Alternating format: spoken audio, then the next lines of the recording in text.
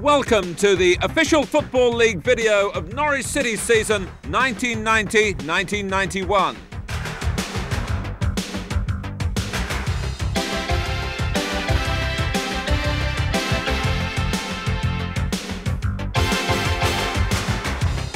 The Canaries hit third place in the league last season before dropping back to 10th. With European qualification beckoning, there is a need for more consistency.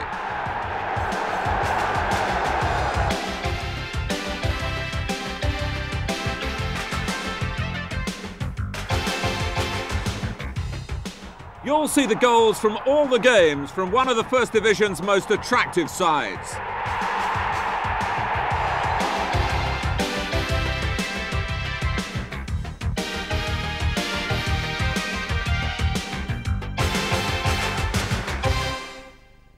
The loyally supported Canaries started the season by losing two of their star performers to balance the books. Andes, Linnigan and Townsend left the club, Linnigan to Arsenal for £1.3 million, Townsend to Chelsea for £1.2 million. But there were two major new signings: Paul Blades, a club record buy from Derby County, for £700,000. And fellow defender John Polston cost £300,000, extending the Tottenham connection at Carrow Road. So the first team squad looked like this, with talented first-choice goalkeeper Brian Gunn aiming for a greater consistency in his play. Defensively, Blades and Polston looking to fit in quickly with the established Mark Bowen, Ian Butterworth and Ian Culverhouse. City's third signing of the summer, Colin Woodthorpe, would have to wait for his chance following his move from Chester City. In midfield, Ian Crook, David Phillips, Tim Sherwood and winger Dale Gordon had played in the majority of matches last season. They would be relied upon again this time. Up front, Robert Fleck was back from World Cup duty with Scotland. Talented youngsters Rule Fox and Lee Power to push the senior strikers. So along with Dane Henrik Mortensen, manager Dave Stringer had plenty of permutations. For the first game at home to Sunderland, Fox wore the number 8 shirt, usually occupied by Fleck. It was a stylish Norwich City who first caught the eye against Sunderland. Winger Dale Gordon's thumping left foot shot giving the home side an ideal start.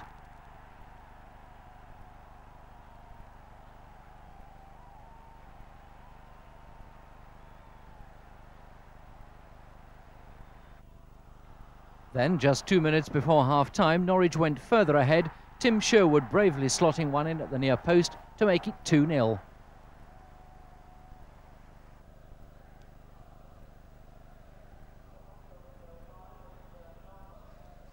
But Sunderland showed commendable spirit and fought back strongly. Peter Davenport marking his debut with a clean finish from his own rebound after the ball had struck a post.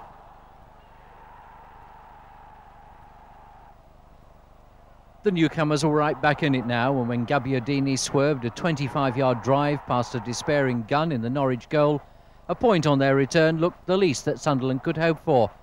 The power of Gabbiadini's screaming shot well illustrated from behind the goal. But the fairy tale wasn't to have a happy ending. Robert Rosario headed down dangerously, and Rule Fox seized on the opportunity to give Norwich the points and to remind Sunderland that the divide between the top two divisions can be a big one.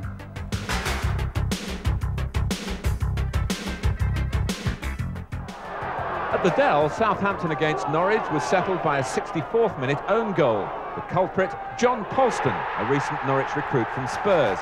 His miscalculation presented the points to Southampton.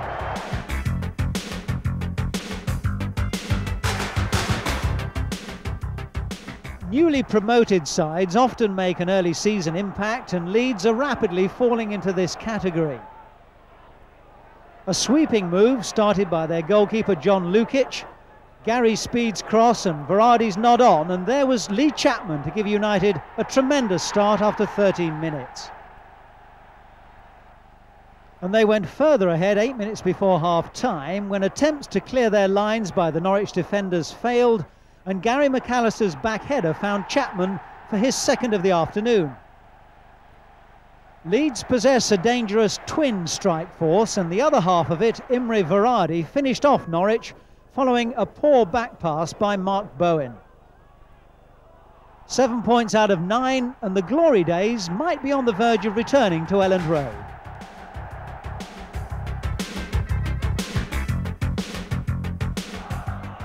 Crystal Palace may not have turned out to be the team of the 80s, but they've made more than a useful start to the new decade. In fact, it's their best ever start to a First Division campaign. They always had the measure of Norwich at Carrow Road, taking the lead after just 6 minutes. Solako's cross, an uncharacteristic error from Brian Gunn, and Phil Barber needed no second invitation.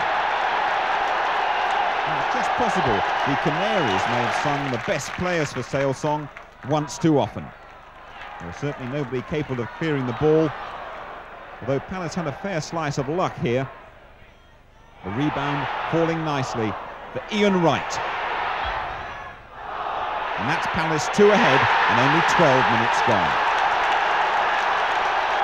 But Steve Coppell's men easily worth their lead, and it came as no surprise when John Solako finished the home team off with a strike early in the second half. The offside trap is sprung. Good control and finish from Solako. Could be the start of a new era for the cup finalists from South London.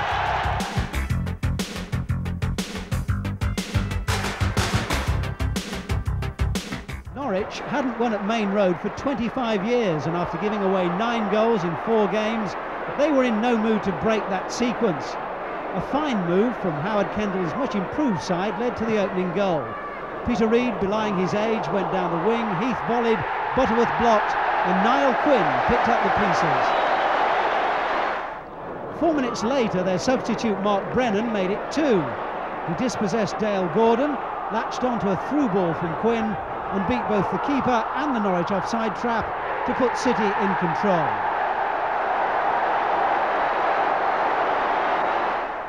Robert Fleck pulled one back as City faded slightly, but despite a patchy second half, they were in little danger of squandering the points.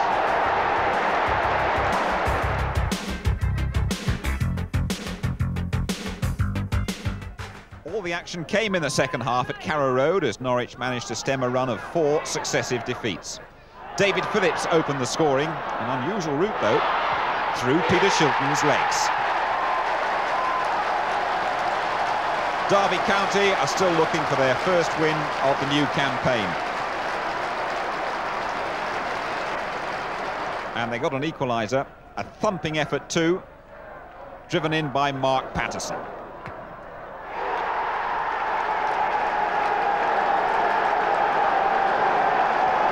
Then he thought Derby might have had a victory, turned to dust just 3 minutes later. A splendid shot from man of the match, Roel Fox.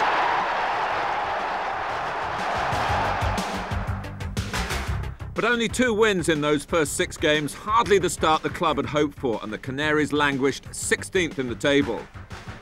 The early rounds of the Rumbelows League Cup brought Watford to Carrow Road, where goals at either end of the game secured the win, but the victory marred by the sending off of Fleck for an off-the-ball incident.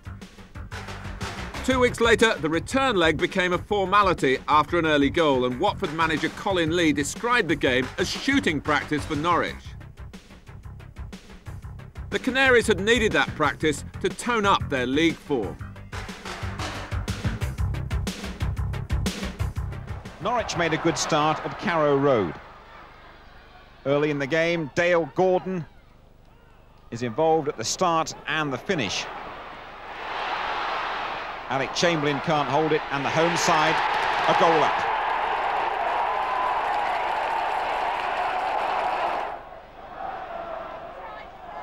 Dramatic spell just after half-time, though. 3 goals in less than a quarter of an hour from Luton's Danish international Lars Elstrup.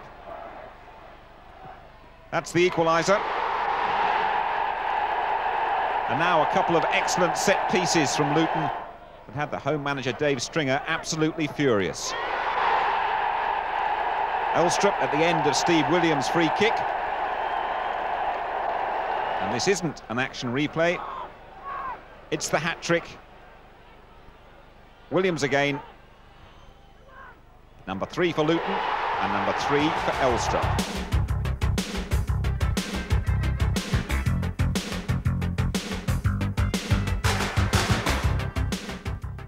When these two teams met a year ago, it ended in an almighty brawl, costing both teams a total of £70,000 in fines. The only thing in danger Saturday, though, was the Norwich goal. Good work from Paul Merson, and his cross is met by Paul Davis.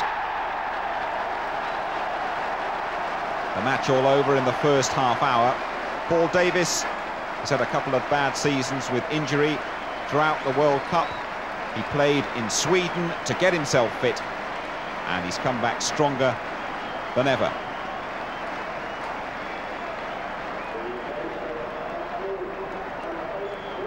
Arsenal dominating the match, and a good move involving Siggy Jonsson, settling well into the side. Number 4, then Nigel Winterburn and the Swedish international Limpar, and number 2 for Paul Davis. Arsenal couldn't add to their lead, but it's a convincing win, and the North Londoners confirm their status as Liverpool's main rivals. Another defeat, so Liverpool, who'd played 8 and won 8, must have thought that Carrow Road would provide some easy pickings when they took on the Canaries. So Gillespie at the back with Glenn Hussein, McMahon of course in midfield, and a very powerful front line. Here's Rush going for it, getting in front of Butterworth, and Barnes with a shot, and a touch over for the first corner. Blades got in the way of Barnes' shot, and it's going to be a quick one, taken to Nicol, who's pushed up from right back from Houghton. Nicol will get the cross in, and it's a good one, and powered straight in by Gary Gillespie. Gillespie in less than 90 seconds. But the defender coming up very quickly from the back, totally unmarked. Another defender crosses it. They'd taken the corner very quickly before Norwich could get their marking and their concentration organised, and Gillespie unchallenged, 1-0. Well, it looks so easy, but they're thinking quicker than Norwich, and that's a common factor this season.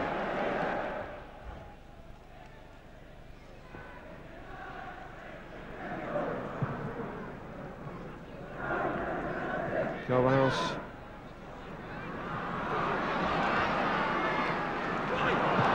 Houghton, Beardsley, Venison with plenty of time. Nicely picked up by Dale Gordon. Power, and here's Fox. Great effort, it's in! Will Fox has pulled one back. A great strike by the 22-year-old Norwich forward. Left with a little bit of space on the edge of the area. He took a quick return from 18-year-old Lee Power, and he whistled one in. Fox gets in there well. Power does well to give it back immediately. Fox doesn't dally about and beats Grobbelaar superbly. What a great goal. And a perfect reply from Norwich City after going down in less than 90 seconds. A terrific goal from Fox. 1-1.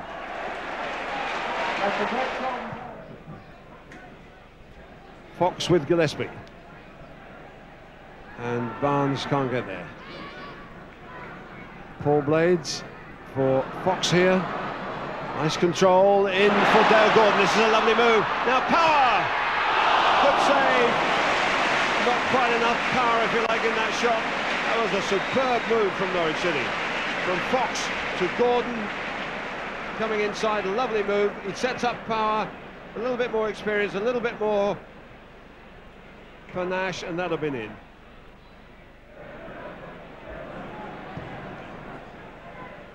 Gillespie with Power. Gillespie wins, but it goes straight to Dale Gordon again. Fox a little layoff. Crook laying it to Phillips. In for Fox, and here's a chance for Dale Gordon. And the control wasn't quite there. Beautiful move again. And Sherwood gets it wide to Culverhouse. It's too strong. That was a lovely move.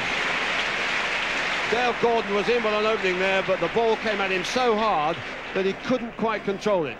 Laid in first time, and it runs away from Dale Gordon, unfortunately.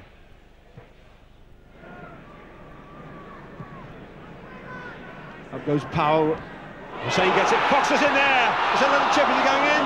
It's over. Well, they're definitely not secure in the middle. Hussein didn't get the kick cleanly. Fox will chase everything. He's got a lovely touch. The touch here had to be accurate. It was just too strong.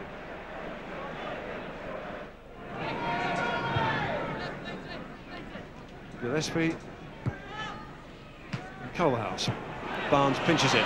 Beardsley rushes on the way forward. So is Barnes. This is danger. Great shot. And Ryan Gunn wasn't totally in control of that situation and was happy to see that one go over the top. It really poured forward there as Beardsley had support on the left and the right, chose to go alone and really tested his man.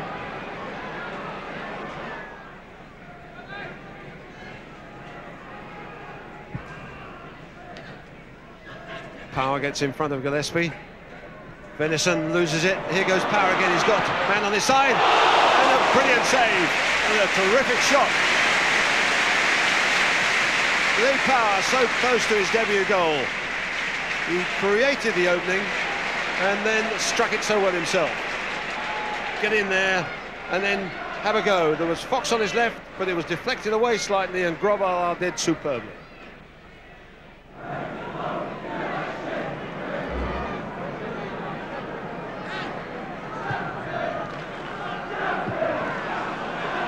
By Houghton there. And there is the final whistle. The end then of Liverpool's 100% record. A very encouraging point for Norwich City and a very encouraging debut for Lee Power.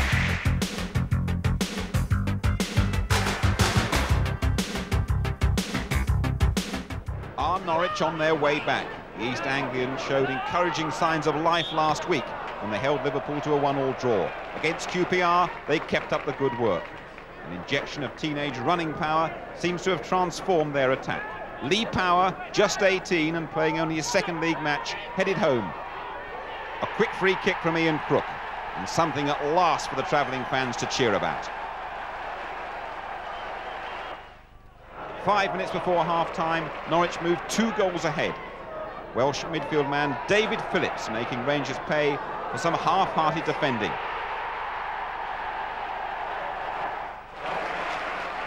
Roy Wegley, though, is developing an impressive scoring habit for the Loftus Road faithful. In the second half, he pulled one back for Rangers with a penalty. Ian Culverhouse brought him down. Wegley with his 10th of the season. He's the top scorer in the First Division.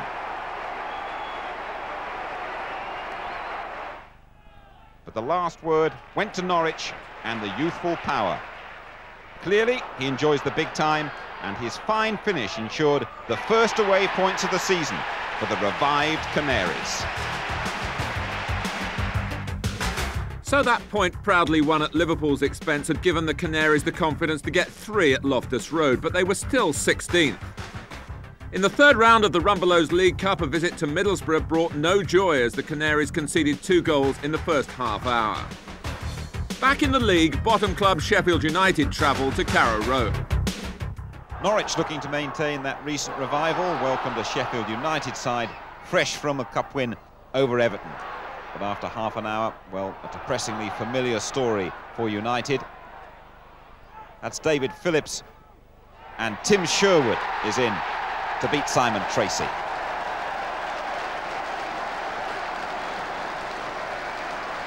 Norwich looking much more like their old selves these days, and poor Sheffield, their troubles increased in the second half. Just can't get the ball away here. Vinnie Jones with one header out, but when Crook gets it back in, just look what happens. Own goal from Vinnie Jones, the United skipper. Second own goal, in fact, we've seen. And the home side are 2 up.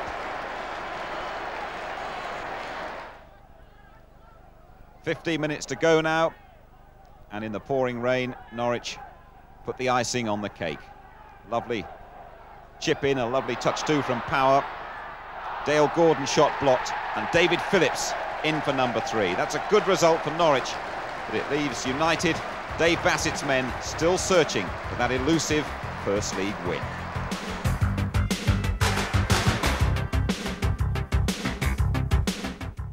Norwich are looking a much improved team these days, especially after abandoning the sweeper system, and they get a great start at Stamford Bridge. Dale Gordon after just 13 minutes.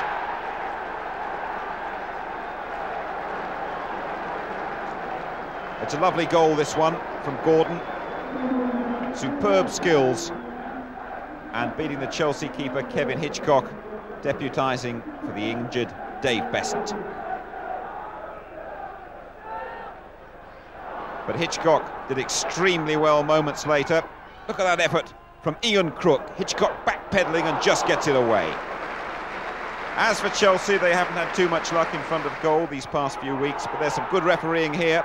A handball by Ian Butterworth, well spotted by the referee. The replay proves he was absolutely right. Wise, and a definite nudge away from Butterworth. Wise with a penalty. A score draw, a useful point for both sides.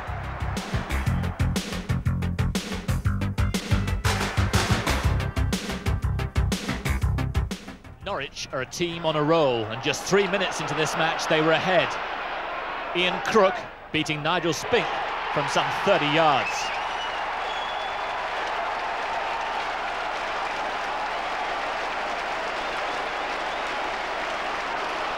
On the 2 occasions these sides met last year, Derek Mountfield scored an own goal. This time things started better for Mountfield. With Spink beaten, he keeps out a shot by Raoul Fox. But after half-time it turns sour. Lee Power puts Dale Gordon clear of everyone but Mountfield. No doubt about that one. And it's a predictable result. Mountfield sent back to the changing room in the 50th minute. In the 71st minute, the 2 men previously denied by Mountfield, Fox and Gordon, combined down the right to produce Norwich's second goal, and a cracker it is too. A great one too, and a really sharp finish from Fox. Norwich are now unbeaten in 5 games. 11 points out of a possible 15, and Norwich climb into the top 10 for the first time this season. Ian Crook had scored his first league goal of the season against Villa. And the following week, he, Culverhouse and Bowen took on their old club, Tottenham. Another difficult week off the pitch for Tottenham. Manager Terry Venables rumoured to be mulling over a move back to Spain, this time to take charge of Real Madrid. His contract at Spurs expires at the end of the season. But in the meantime, with results in the league continuing to go his way, there are worse places to be than White Hart Lane. Gary Lineker kept the Tottenham bandwagon rolling, his early strike carrying the suspicion of handball. Certainly the Norwich defenders thought they spotted a touch of the Maradonas. Handball possibly there from Paul Stewart as well. And did Lineker help it through with his left hand?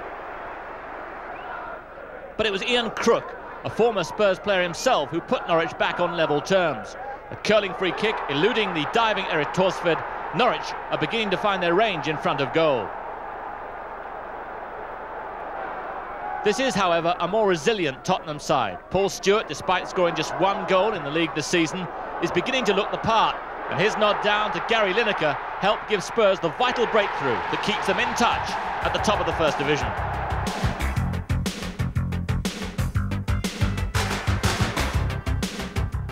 Striker John Fashanu began his career at Norwich, looking very much at home at Carrow Road. One of the best goals of the weekend. Just 26 seconds gone. Well, Warren Barton put Wimbledon 2 up, and he had a hand in the 3rd as well. Wimbledon had a great half an hour here. That's Barton, number 4.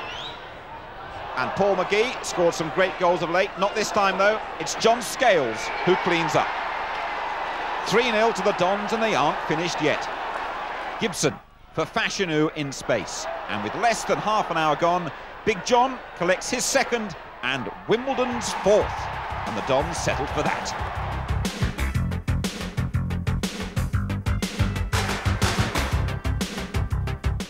There are always going to be mistakes on a surface like this.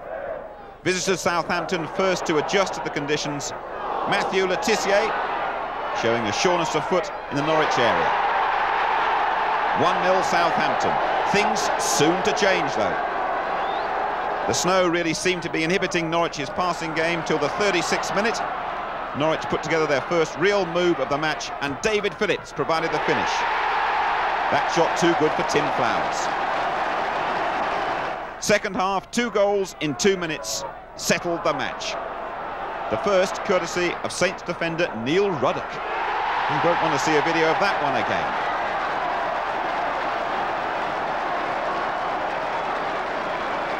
And the applause had barely died down when Norwich fullback Mark Bowen forced his way into the Saints area. There's a poor back pass from Cockrell. 3-1.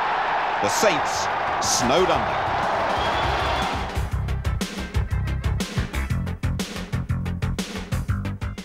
Sunderland haven't won at Roker Park since September. They went ahead, though, after a quarter of an hour, and Marco Gabbiadini, number 10, so skillful on the edge of the area once more.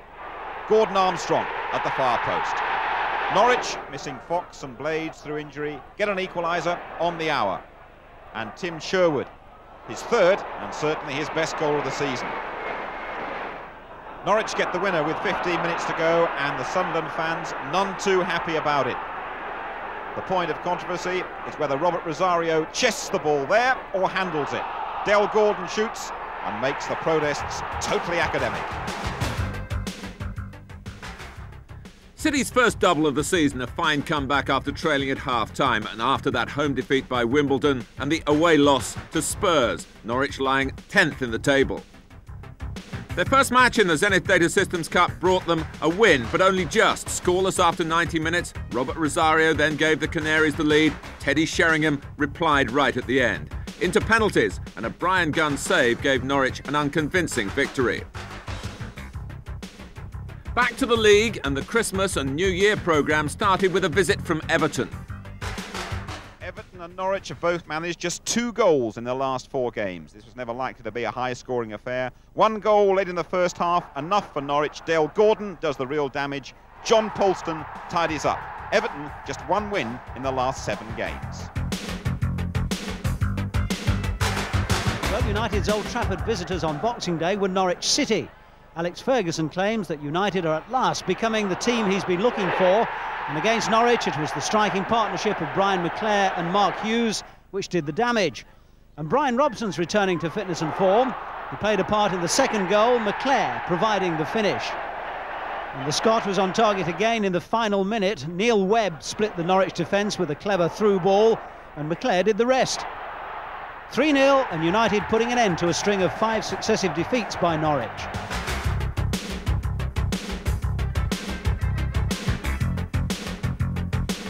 Coventry's first win under their new manager Terry Butcher seems to have given the players a new lease of life. They were certainly too perky for Norwich at Highfield Road. David Speedy earned the penalty that gave Coventry the lead, though the Norwich defenders were clearly unhappy with the decision. Brian Burrows wasn't. He took the kick, and Coventry were 1-0 ahead.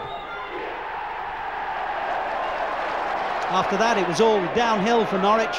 The goalkeeper Brian Gunn committing the kind of mistake that gives his fellow Scots a bad name. David Speedy could hardly believe his luck as the ball trickled in at the near post.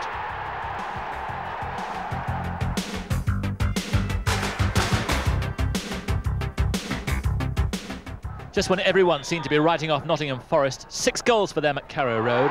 It was the Canaries who scored first in the 10th minute thanks to that Gaza-style free kick from Tim Sherwood. Forest equalised in the 26th minute, the cross from Stuart Pearce, the knockdown from Roy Keane. Terry Wilson gets the ball past Brian Gunn. 3 minutes later, Forest in front. A jinking run by Franz Carr. The header back from Gary Parker. And there's Clough Jr. with his 8th goal in 10 games. 4 minutes into the second half, Clough gets the ball out to Carr. A teasing cross and an awful moment coming up for John Polston. 3-1 to Forest.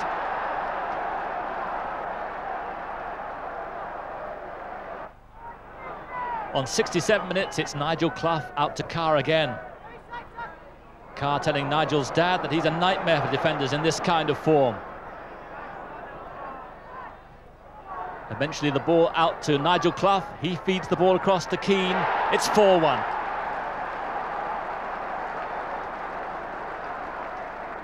To their credit, Norwich kept their heads up, and 3 minutes later, some slack defending lets in Robert Fleck to blast this one past Mark Crossley. Fleck starting a league game for the first time in 3 months. But Forest weren't going to be shaken from their task. And 7 minutes later, Keane steps up for this spectacular effort. His second in the game, his fourth in 4. Forest now 5-2 up. Norwich looked a little unsteady now. The torture was completed 4 minutes from time. An unimpressive punch from Gunn. The ball finds its way to Gary Crosby. It's number 6. City's heaviest home defeat since 1946, and only 3 points taken from those 4 games over the holiday period, the Canaries remaining in mid-table. Bristol City were the visitors in the FA Cup third round. An early goal from Rosario cancelled out before half-time. Then the winner from Robert Fleck, with Dale Gordon man of the match. A change in tactics for the home visit of Leeds, Goss replacing Rosario to give a 5-man midfield. Inconsistent Norwich have produced some of their best results against the class acts of the First Division. After 16 minutes, Jeremy Goss creates the opportunity. Tim Sherwood has scored some great ones this season, and there's another. Norwich lost 3-0 at Elland Road in the first half of the season. They score again in the 54th minute. Tim Sherwood on the right finds Robert Fleck. Dale Gordon puts the ball away. Leeds finding the going a little tougher of late.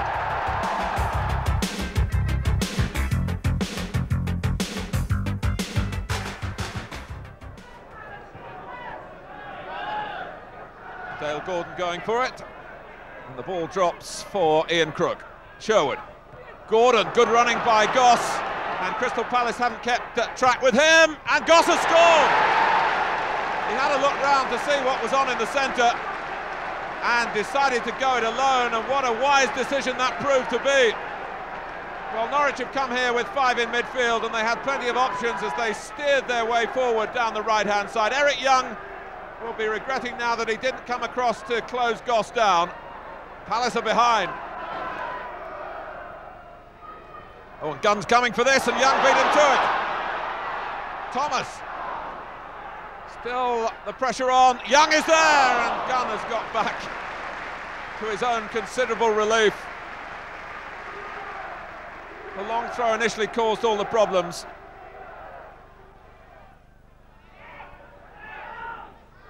Goss doing the chasing. Andy Gray matching his run.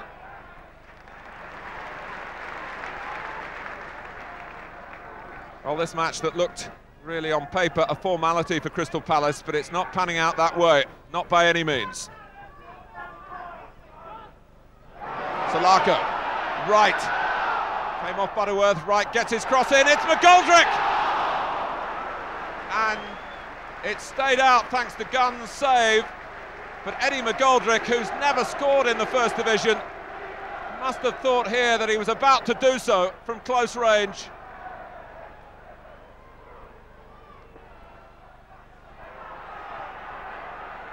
Fleck. Oh, and Thorne has underhit it. Gordon's in, blocked by Martin. Fleck again. A marvellous double save by Nigel Martin. Otherwise, Norwich City would have tightened their grip. And Thomas gives it away. Sherwood. Here's Gordon. Well, Andy Thorne was mightily relieved. He was trying to just tow it away from Robert Fleck back to his own goalkeeper, but Dale Gordon had seen that coming. Excellent play from Martin.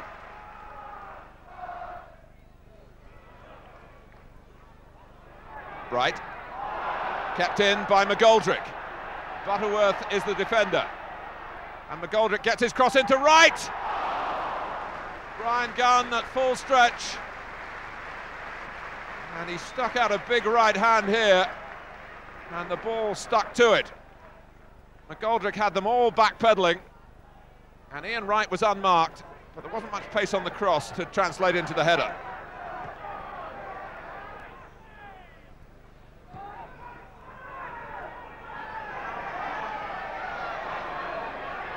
Bowen.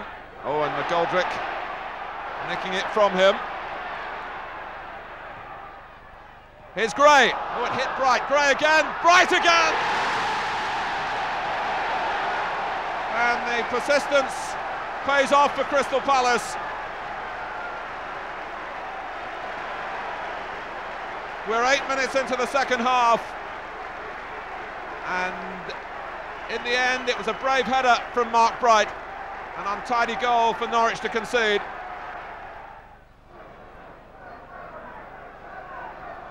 Thorne's header. Then Thomas. Holston for Norwich. Fleck doing the chasing. And still threatening Crystal Palace here. Robert Fleck. The goal stands. Fleck may hardly have seen it go in, but it seemed that Andy Thorne was in control in the first place, but Robert Fleck kept on running and really got his reward for that. Palace feel that there might have been a foul on Martin, but it was pretty much a 50-50 ball there, and Fleck somehow kept his balance and improvised beautifully.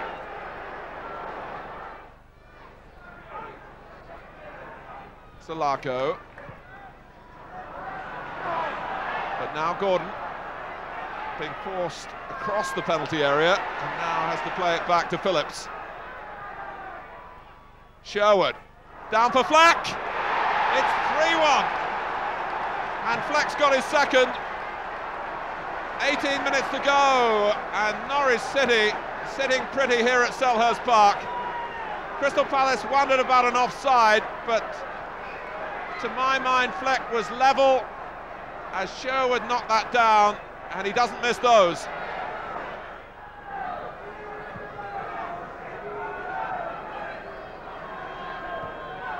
Here's Bowen, that's a bit casual, Barber's in! Oh, what a miss. That really would have jangled the Norwich nerves in the closing moments here. A dreadful error by Bowen, but Barber couldn't take advantage of it.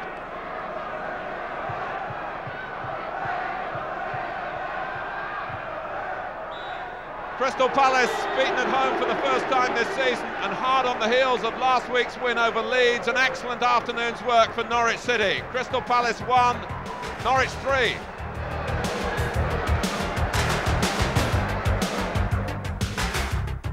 Two excellent wins against the teams third and fourth in the league. Fleck back to his best with his fourth goal in 4 games.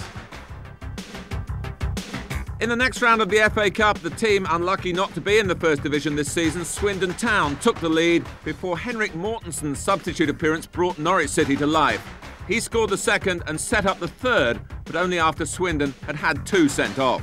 Sandwiched between the 4th and 5th rounds of the Cup, a league game against Manchester City. Norwich haven't beaten Manchester City for 10 years, and at Carrow Road was soon on the receiving end as City's England B international David White starts the afternoon in brilliant form on the right wing. Niall Quinn powering home White's inch-perfect cross in the 2nd minute. If he was in devastating form out on the flanks, White then showed that he has an eye for goal in the penalty box. Mark Ward's free kick nodded down by Quinn, an emphatic finish giving Brian Gunn no chance in the Norwich goal. Norwich continued to play the passing game, which has earned them so many admirers in the First Division. Mark Bowen's cross, and John Polston forces the ball over the line, but it proved to be too little, too late. They'll have to wait another year to beat the Manchester City jinx. But Norwich City have a jinx of their own over Manchester United. The FA Cup holders put out by Dale Gordon's second half goal. Alec Ferguson still without a win at Carrow Road. 2 days later, further cup success, this time in the Zenith, with goals from Fleck and Goss cancelling out Rod Wallace's early strike. Next, a league game at Derby. So it's Derby who are now bottom, and they'll need a quick reversal of fortune to stay up. Norwich not too happy about this penalty incident, but really they needn't have worried. Dean Saunders, 10 goals in the league this season, gets the job from the penalty spot. Brian Gunn saves the first one and reacts marvellously to the rebound. A goalless draw at the baseball ground, and Derby are now 3 points adrift. Back to the Zenith Data Systems Cup and a visit from Ipswich in the Southern Section semi-final. The local derby swung Norwich's way with 2 second-half goals. The Canaries just one stage away from a Wembley return after 6 years. A drab league game at Wimbledon with Colin Woodthorpe, the summer acquisition from Chester, on the bench for the first time. The first leg of the Southern Area Zenith Data Systems Cup final was a tight affair with Tim Sherwood equalising Palace's early goal. The Cup continuing, this time the FA Cup and a quarter-final match-up with Nottingham Forest. The Canaries had the better of the game, but it was Forest's first strike on target that found the net, and out went City. Then the return leg of the Zenith Southern final. Palace moved up a gear. City were unable to reply, and the Londoners returned to Wembley for a second successive season with goals from Wright and Bright. Out of all the cups, City were back in league action at Luton. 2 defeats in 4 days for Luton means their first division future hangs very much in the balance. 21 minutes gone, and Norwich's David Phillips finds Tim Sherwood to fire home his 7th of the season. Still plenty for Luton to do if they're to fight another day.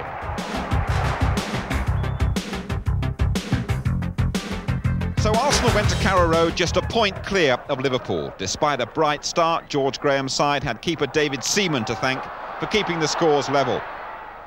Seaman down smartly to save from Tim Sherwood. Arsenal without injured striker Paul Merson, and they missed his killer instinct in front of goal. Veteran defender David O'Leary miscues. A natural striker might well have buried it. In the second half, Anders Limpar shone for the Gunners, but even he couldn't beat Brian Gunn in the Norwich goal. Worse still, shortly after this fine effort, Limpar limped off with the recurrence of his ankle injury. A worthy point against Arsenal, and the Canaries stay in the top half of the table. In midweek, Robert Rosario left to join Coventry City, £525,000 coming into the Norwich bank account. Rosario had been a regular in the past, but more recently had his differences with Dave Stringer. Manchester United then came to Carrow Road on a revenge mission. Prime Minister John Major, a long-time football fan, was a most distinguished guest at the match. Hence his header.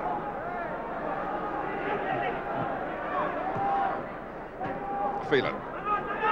Robson going on down the touchline.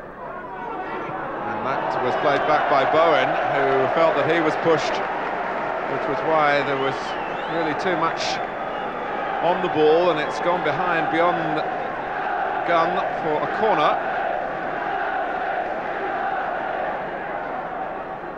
With 17 minutes played. Manchester United trying to put behind them an unhappy sequence of results on this ground, an unhappy sequence of failure. Oh, and they've got a great goal from their former Norwich City player, Steve Bruce. And would you believe that's his 15th of the season? A sprinkling of penalties amongst them, but he's such a danger at set pieces as well.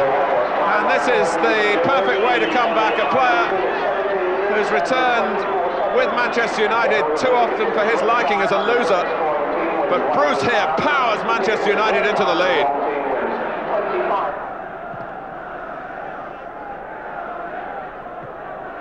Good header by Bowen. Bruce. Phillips trying to get to Sharp before the ball arrived, unsuccessfully. Webb. Ince. He'll get it again. It's within shooting range. It's found the bottom corner. It took Paul Ince a long time to score a lead goal for Manchester United. They're coming with more regularity now. And Manchester United taking advantage, really, of Norwich City's slowness in closing Ince down.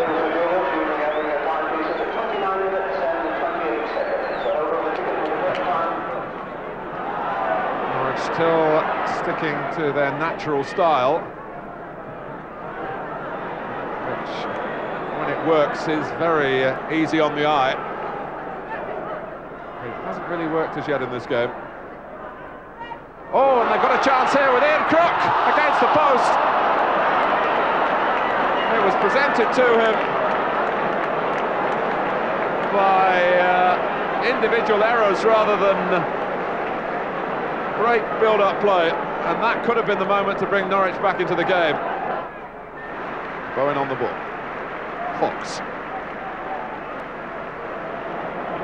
Typical work by Robson, who didn't have the happiest times playing for England on Wednesday, but who did in that England side that was very lucky to get a draw at home to the Republic of Ireland.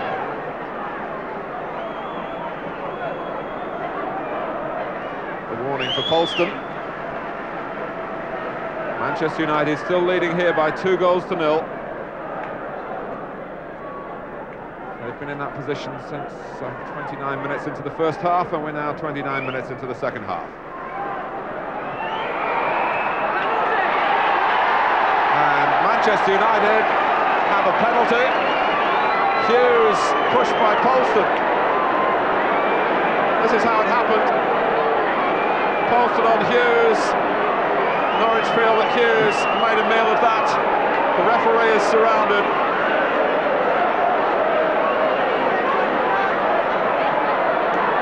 And up steps Steve Bruce again.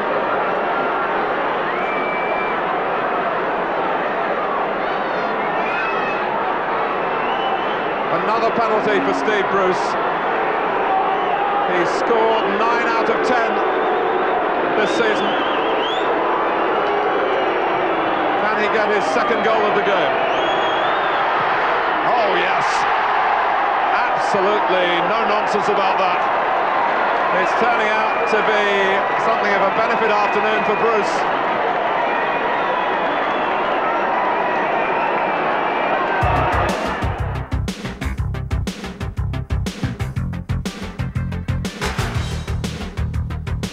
Goodison, the game between Everton and Norwich is decided by a single goal just after the hour. The Pole, Robert Vorjika, continues to make quite an impression on Merseyside. His shot is parried by Brian Gunn, and Newell is in for the finishing touch. His 8th of the season, all 3 points for Howard Kendall's Everton.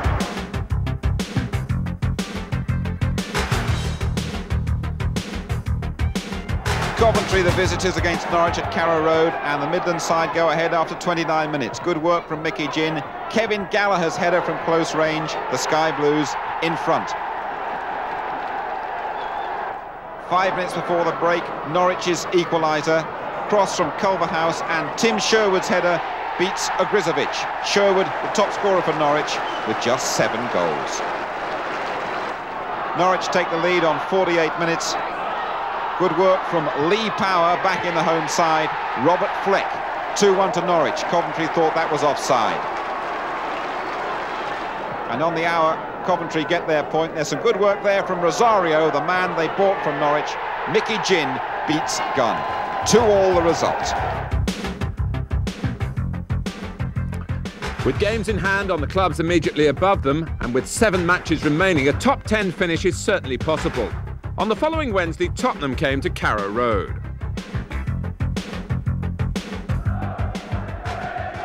Well, so much attention at Carrow Road tonight around the return of Paul Gascoigne. Tottenham with a very strange-looking side, captained by Gascoigne. Walsh at least has the chance, a rare chance, to start a game, and he's forced the corner here. Conceded by Butterworth.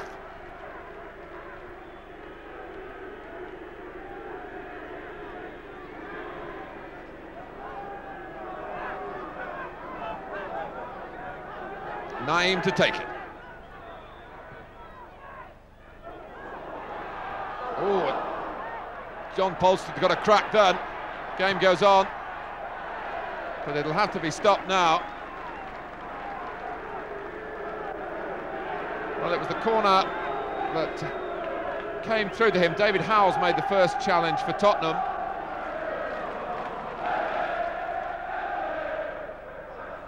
Gordon. Now Fleck. Gordon looking left. Bowen, part of the ex-Spurs contingent at Norwich City these days. Another Ian Crook couldn't quite get the touch to give Gordon half a chance, and Gascoigne, this is remarkable in the speed of his recovery from surgery. John Hendry on his debut. The youngster brought south from Scotland and showing few inhibitions in the First Division. Gordon.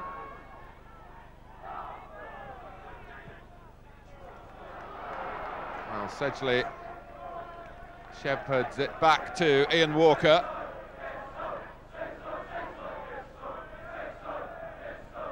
Naim. Real responsibility on the senior players here. Tottenham resting half the side for the forthcoming semi-final, but using this match for Howells and Gascoigne in particular, who have both had lengthy absences. Gordon. There is Howells. Gordon comes inside him, and Thomas as well. Fleck, and Thomas gets it only across the goal. And it must be Lee Power. David Phillips did very well on the Norwich left to clip the ball back crisply, and Lee Power, who made such an impact earlier in the season when he had a run in the side, he then suffered through injury through the real depth of the winter, but he's back in the picture here and back with a goal provided for him in the end by Phillips's cross.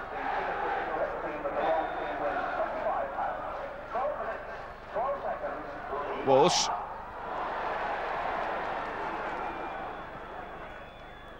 Well, Polston was going for the ball, but it's a free kick. And it's Gascoigne, the captain. All eyes on him here. And rightly so.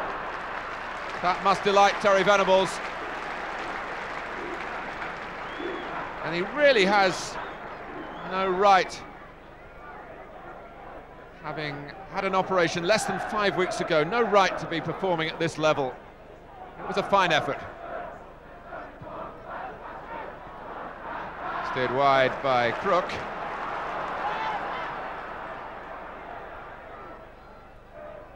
Crook involved again. Well, it was an ambitious try. They brought him up well at White Hart Lane. For so long there, he learnt from Glenn Hoddle, he understudied him really. Well, Tottenham letting Gunn come a long way out and really drive it towards the head of Fleck. Flicked on for Power, Sedgley's with him, and Power's turned him. That was a clever trick.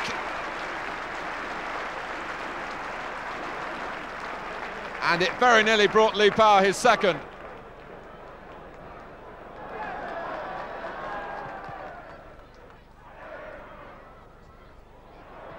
Thomas. Gascoigne. Phillips coming back, trying to prevent the ball getting to Naim. Van den Hauwe. And they've let Gascoigne turn. Norwich showing perhaps a little too much respect there. Nice header from Walsh. Good goal, Hendry. A minute before half-time, and a fine way to start in the First Division. And Gascoigne started it off, and Norwich were watching then and never really got back into the action. Hendry scores.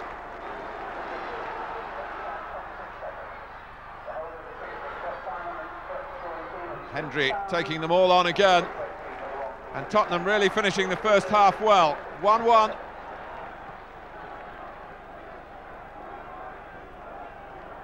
With this barely recognisable team. Certainly very different from the one which will play at Wembley on Sunday. Thomas gets it in. Bowen beating Hendry. Retrieved by Naim. Hendry. And, well, the ball's put in by Paul Walsh. But it's no goal. And Walsh wants to know why, and there didn't seem to be any real reason. Was it Naeem on the right of the picture who ran offside? It possibly was.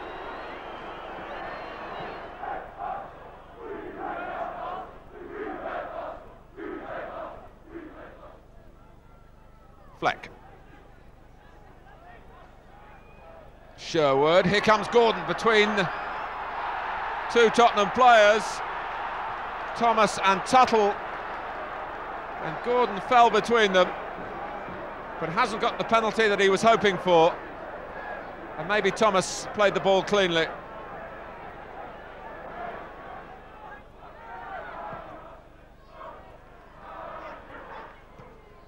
Howells, and Gascoigne getting forward, and a chance for Gascoigne to really embroider his comeback match. It was a promising position for him, and he's furious with himself for not taking the chance.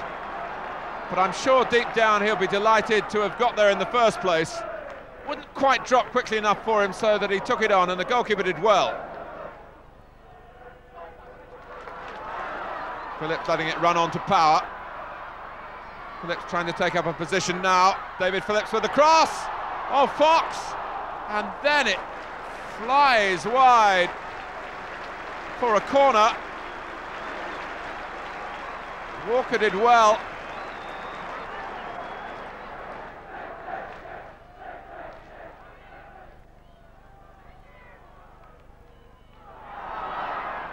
Well, that's going to be a free kick.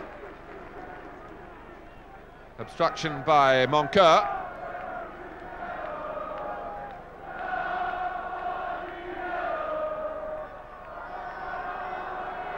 Fox plays it short. Oh, and Crook! That's a glorious goal for Ian Crook and for Norwich City.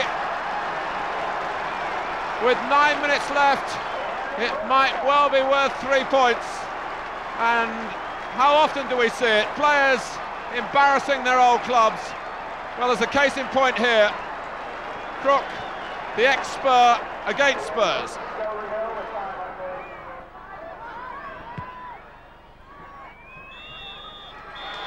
Norwich have won it. It will be remembered as Gascoigne's comeback match, but also as Ian Crook's game as well. Norwich 2, Tottenham 1. Chelsea playing in unfamiliar red and white had a good night at Carrow Road. They've had a fairly dismal recent run, but the strikers Gordon Durie and Kerry Dixon combine really well to get round the Norwich defence and open it up for the first goal, scored by Dennis Wise. Wise back in the England squad, and that's 1-0 on 18 minutes. Well, Real Madrid wanted to take Chelsea's Kerry Dixon on loan for the rest of the season. Chelsea said no, and you can see why. Here's Dixon setting up the second, laying that ball perfectly into the path of Durie, and that's 2-0, a fine strike from him on 38 minutes. A good night for Dixon, involved again in Chelsea's third. A lovely jump and flick on. Durie is clear again, his second of the night, 3-0, and Chelsea are coasting. There's a late consolation for Norwich, 11 minutes from time. Mix-up between Lasso and Besant, and John Polston profits from close in. 3-1 to Chelsea, the result. Well, Graham Souness back at Anfield once again for his first match in charge of the club. He served with such distinction as a player, and he gets a hero's welcome from the Kop. The new manager had rung the changes, dropping the skipper Glenn Hussein. It seems to pay off. Free kick from Staunton. John Barnes with a great diving header. Half an hour gone. Number 16 of the season for Barnes. 4 minutes later, and watch for a great Liverpool build-up here. Staunton to Ian Rush, and a killer pass to Ray Houghton to tuck it past Brian Gunn. What a good start for the new boss. Liverpool round things off 5 minutes from time. Staunton for Peter Beardsley. Beardsley, a little touch for Houghton. Round Gunn, and Ian Rush flicks it into the empty net. Liverpool obviously don't think the title race is over just yet, and Souness celebrates his return to Anfield with all 3 points. At the City Ground, Brian Clough's Nottingham Forest side go on another goal-scoring spree. They hit 7 against Chelsea last weekend. This time the victims are Norwich, and it's Lee Glover who finds the ideal way to celebrate his birthday. He puts Forest in front on 18 minutes. Glover, 21 on the day, his first goal for the club since back in 1988. Midway through the half, Forest make it 2-0. Gary Crosby's effort from inside the box, and that's well saved by Mark Walton, but Nigel Clough taps in the rebound, number 16 of the season for Clough. Just before the hour, it's 3, and another of Forest's birthday boys in on the act. Skipper Stuart Pearce beats the Norwich wall and the keeper, his 16th of the season, and the England fullback, 29 on the day, joint top scorer with Clough. Number 4 for Forest on 76 minutes, and a lovely build-up this time. Crosby, Clough holds it up, Crosby finishes it off. Typical piece of Forest work, and 2 minutes from time, Forest wrap it up with a 5th. Lovely overlap from Brian Laws, unselfish cross as well, and Ian Wone drills it in. 17 goals for Forest in the last 3 games. They're warming up nicely for the FA Cup final against Spurs. Carrow Road, Norwich recalled Dale Gordon, and he marks his return in some style. Long ball from Phillips, Gordon's there before Brevitt, the only goal of the game after 47 minutes. Norwich end a run of 3 defeats in a row and take all 3 points. David Platt turned down a £4.7 million move to Bari in Italy, and after only 9 minutes, he proves his worth to the Villa. It's his cross, and Mark Bowen turns it into his own net. Villa in front. Just before the interval, though, Norwich are level. Dale Gordon leaves Nigel Spink helpless. A draw would have been enough to ensure Villa's First Division survival. They make absolutely sure midway through the second half. Good work from Tony Cascarino, and Dwight York heads the winner for Villa. The first win in 9 games, it keeps them in Division 1.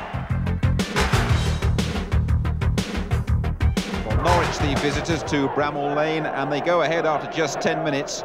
Defender John Polston forces it home from close range.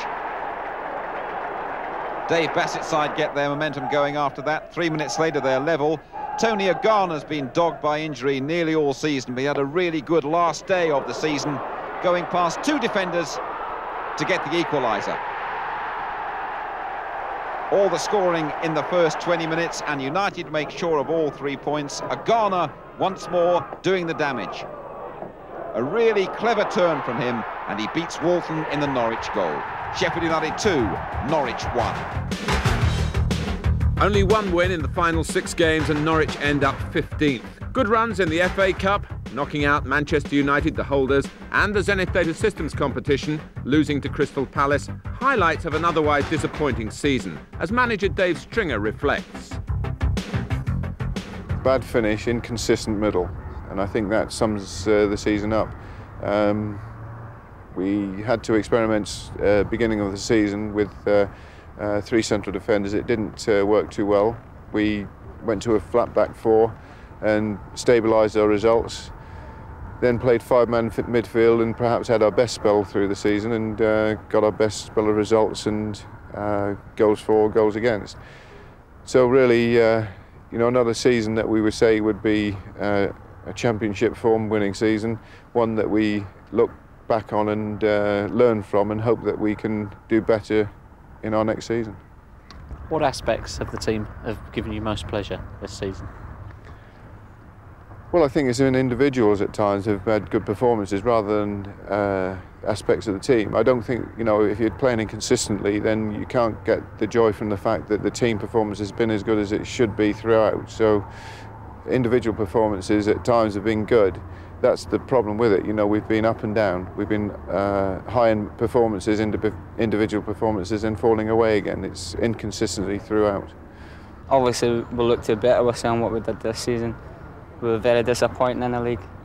We know we can do a lot better, and the gaffers told us that. But we're looking, obviously, to be up in the top half dozen next year. If you could pinpoint where the season went wrong for you as far as the league's concerned, where would you say it was? was probably after the cup game, but we had a couple of disappointing league games where we've lost 3 and 4, 5-0, and that obviously gets the players down. And we've not really picked that up since April or something, no, probably February. Looking forward to next season, what are the club's ambitions?